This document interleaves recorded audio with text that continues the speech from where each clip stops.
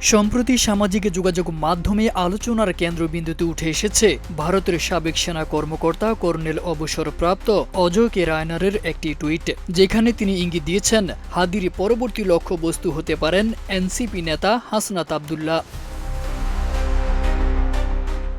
অজয় কে রায়নারের এই পোস্ট সামাজিক মাধ্যম এক্সে প্রকাশের পরপরই ব্যাপক প্রতিক্রিয়া দেখা যায়। অনেকেই বিষয়টিকে সরাসরি হত্যার হুমকি হিসেবে দেখছে, কেউ কেউ আবার ইনকিলাব মঞ্চের মুখপাত্র হাদির উপর হামলার পেছনেও এ ধরনের বক্তব্যের সম্ভাব্য যোগসূত্র রয়েছে বলে মন্তব্য করেছেন।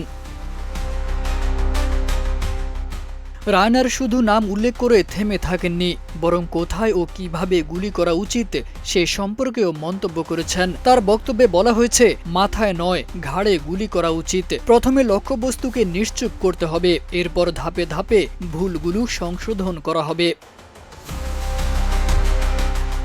একজন আন্তর্জাতিকভাবে পরিচিত নিরাপত্তা বিশ্লেষক, ভারতের সাবেক অভিজ্ঞ সেনা কর্মকর্তা এবং প্রায় ৩০টি বইয়ের লেখকের কাছ থেকে এমন প্রকাশ্য মন্তব্য আসার বিষয়টি দ্রুত আন্তর্জাতিক অঙ্গনে প্রশ্নের জন্ম দেয়। প্রকাশ্যে মৃত্যুর হুমকি দেওয়ার এই দায়ভার ভারতীয় কূটনৈতিক ও নিরাপত্তা বিশ্লেষকরা আদৌ এড়িয়ে যেতে পারেন কিনা সে প্রশ্ন উঠেছে।